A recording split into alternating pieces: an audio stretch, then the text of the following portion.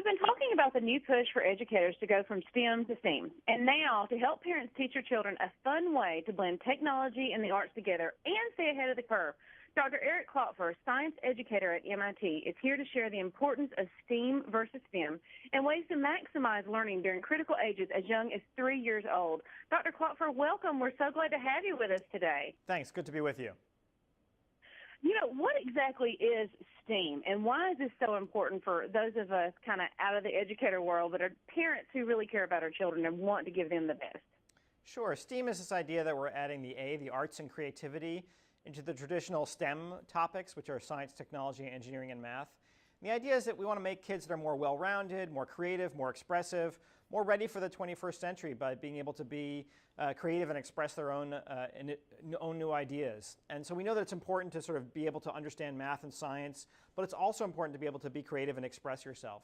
And it's important, particularly important, to be able to think about ways that you really combine these two things so that you're doing things with technology, with some of the engineering and mathematical skills, and you're being able to use those things to express yourselves creatively.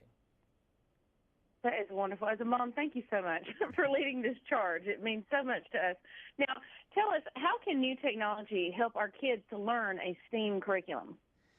So STEAM curriculum kind of comes in many different ways. And if you think about a lot of professions that we have today, a lot of hobbies that people have today, they really combine some of that STEM contact with arts.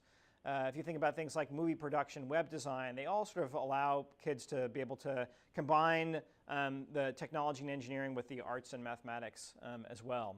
And I think it's a matter of providing kids with good opportunities to be able to do some of those things, and be able to learn those things from young ages.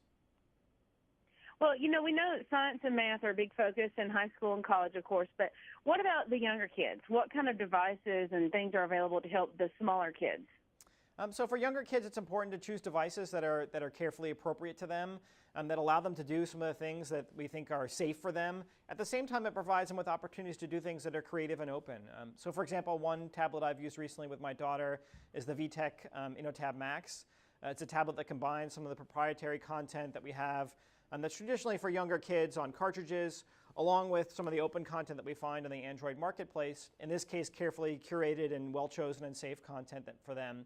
And so this allows her to do some of the more traditional things for younger kids. At the same time, it allows her to do some of the more open, creative, expressive apps that allows her to do things and create things herself.